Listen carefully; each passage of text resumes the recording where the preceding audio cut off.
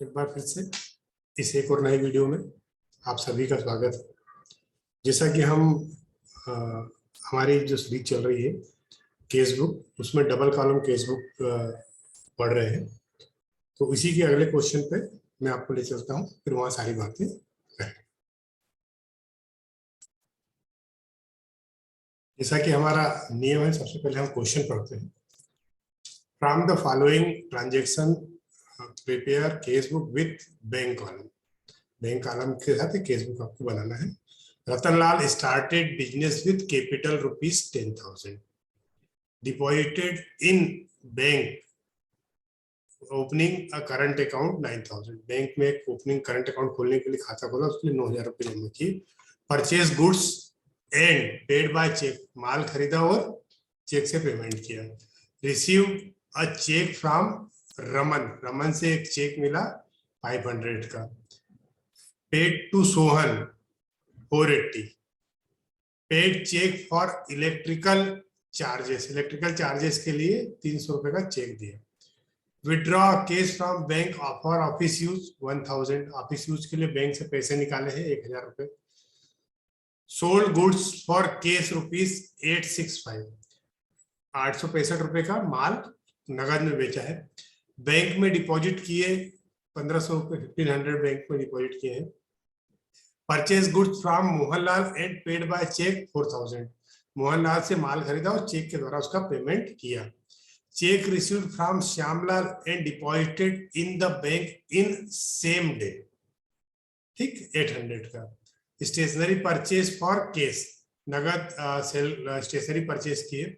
Check received from Kumar and endorse to Tushar, Kumar से cheque मिला और तुषार को एंडोर्स कर दिया। Paid bank charges 15 rupees. तो ये हमारा क्वेश्चन है।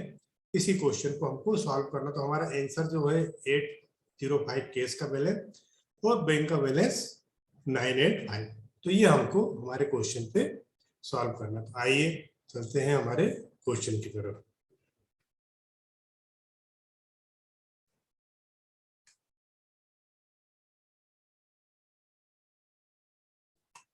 तो जैसा कि हमारा क्वेश्चन है, अब इसमें से एक चीज आपको समझ के लिखना होगा। जैसे कुछ नहीं दिया तो रतनलाल स्टार्टेड बिजनेस, तो किसकी बुक है? Ratanlal.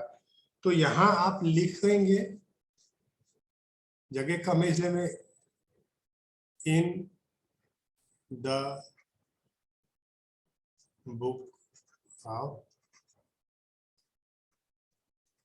Ratanlal, in the book of Ratanlal. अभी केस बुक है, 2017 की बात है।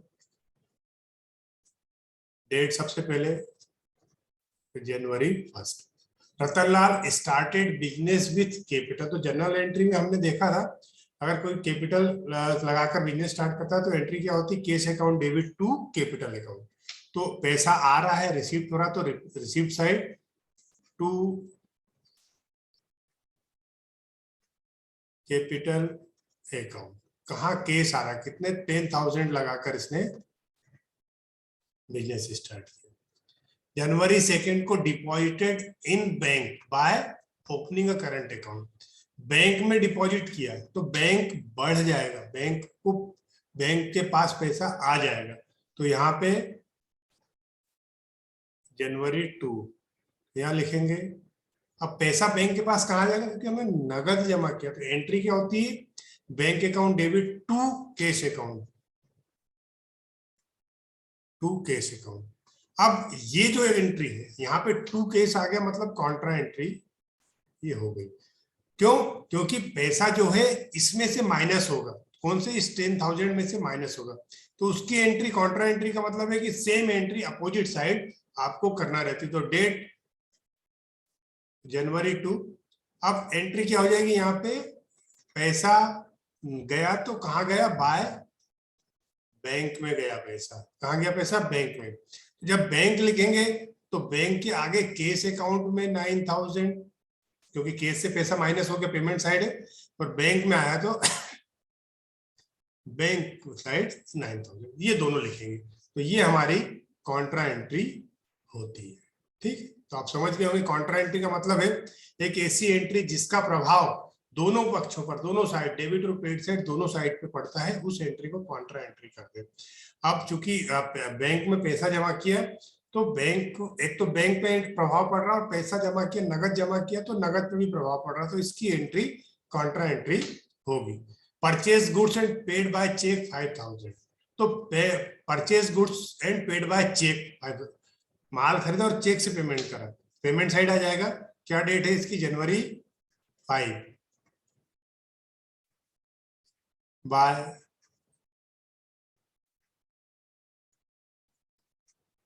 परचेसेस। कहां से माइनस होगा? बैंक से, तो बैंक साइड। ये कॉलम का बस आप ध्यान रखना, कॉलम सही से लिखे जाए। फिर January 6 received a cheque from Raman 500। अब ये तो हमको बताया कि received a cheque from Raman 500, पर ये कहीं शो नहीं किया कि इस चेक को बैंक में डाला है कि नहीं डाला है। तो फिलहाल इसकी जो एंट्री करना है यहां नहीं होगी, लेकिन एंट्री होगी जर्नल प्रॉपर में। तो इसकी एंट्री करने के लिए हमको जर्नल प्रॉपर में एंट्री, इसका नोट लिखना पड़ेगा कि ये क्या नोट लिखना पड़ेगा। आप चाहे हिंदी में लिख सकते हैं, नोट करके आप लिख सकते हैं। देखिए नोट, क्या तारीख है उसकी, एक ऐसा नोट लिखना होगा आपको, है ना, जनवरी 6 फ्रॉम रमन। तो क्या लिखेंगे आप? हिंदी में लिख दीजिए, मैं हिंदी में बता दे रहा हूं आपको। कई बार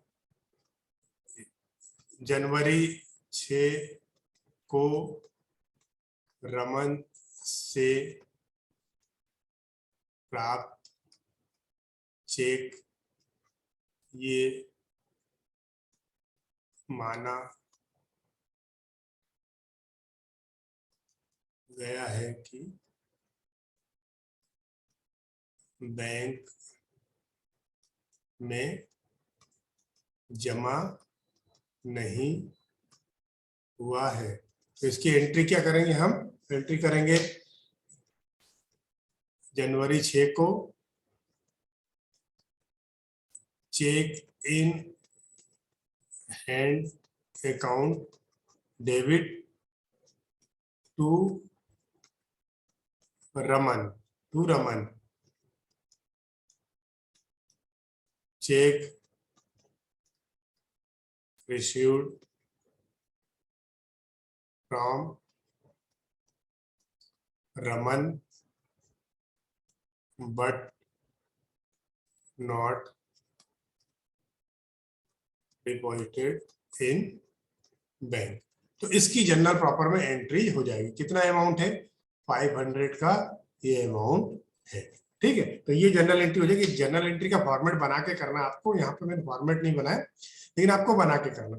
तो इसकी एंट्री जनरल एंट्री में हो जाएगी। लेकिन यहाँ पर क्योंकि इसका प्रभाव अभी कहीं नहीं पड़ रहा, इसलिए यहाँ पे इसकी कोई एंट्री नहीं होगी। अब पेड टू सोहन 480, सोहन को पेड किया तो ये कहीं नहीं लिखा कि केस पेड किया कि चेक से पेड किया, तो हमको क्या समझना है? केस पेड किया। ठीक है, तो क्या है डेट? जनवरी 9 बाय सोहन। कितना पेड किया? 480। ठीक है, तो इसलिए पेमेंट साइड आ गया। जनवरी 11 को paid cheque for electrical charges, payment side है, पेड लिखा मतलब पेमेंट साइड। तो जनवरी 11 बाय क्या?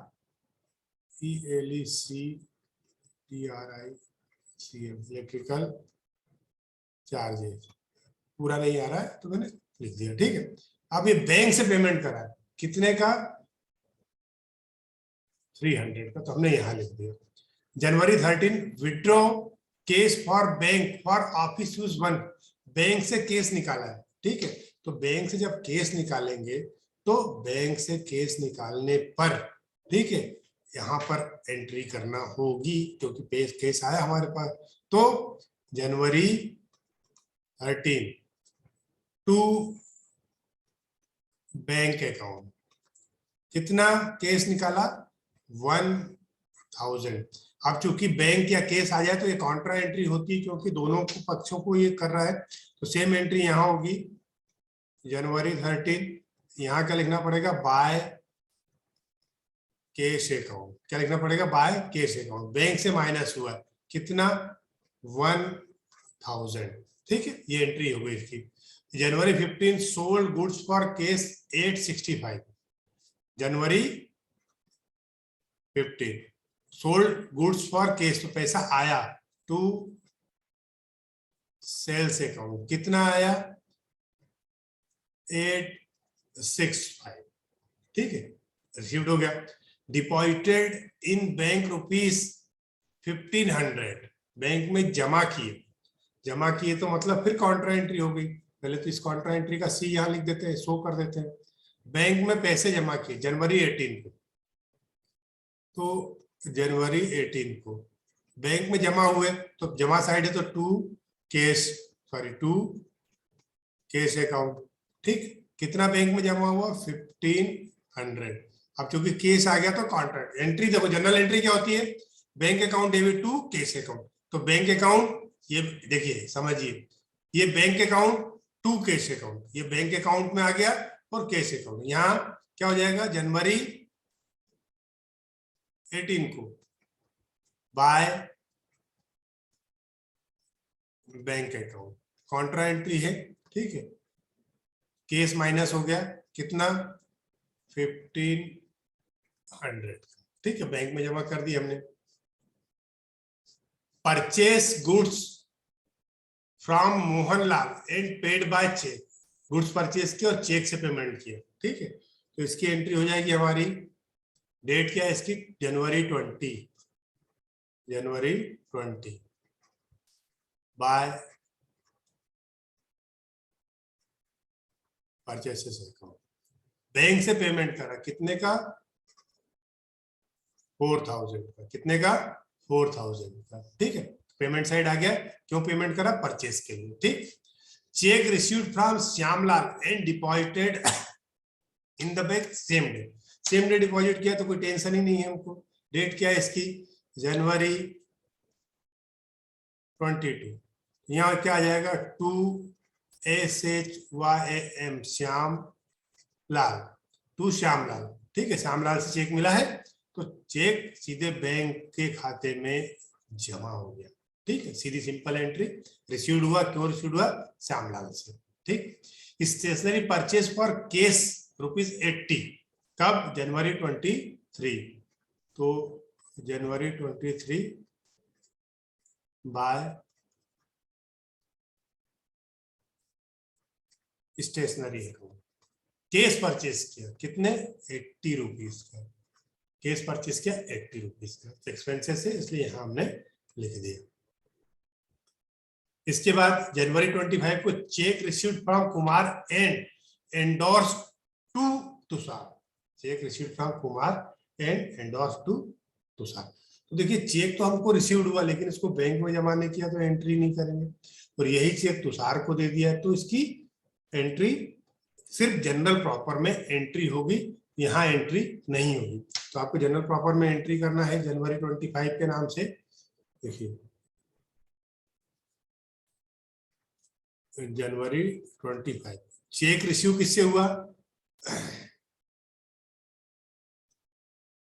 Check receive from Kumar and endorse to Tushar. तो चेक रिसीव फ्रॉम कुमार और पाने वाला, अब देने वाला कुमार और पाने वाला तुषार, तो सिंगल एंट्री होगी इसकी, ठीक है। तो Tushar debit to Kumar, Tushar debit to Kumar, entry cheque received from Kumar and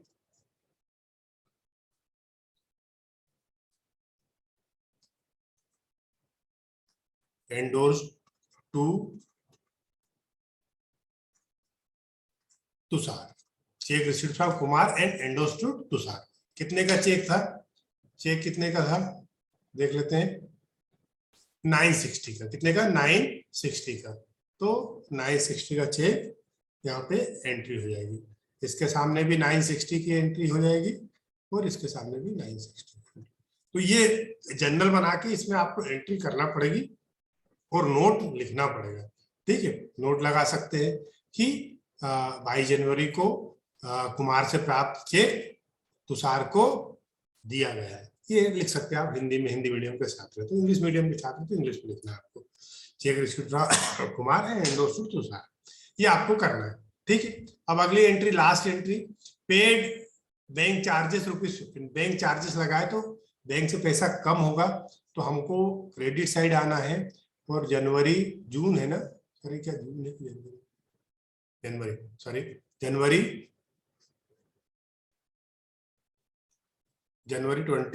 31 को बाय बैंक चार्जेस कितने रुपए, ₹15 बैंक में लगाए जाते हैं। अब आपको टोटल करना है।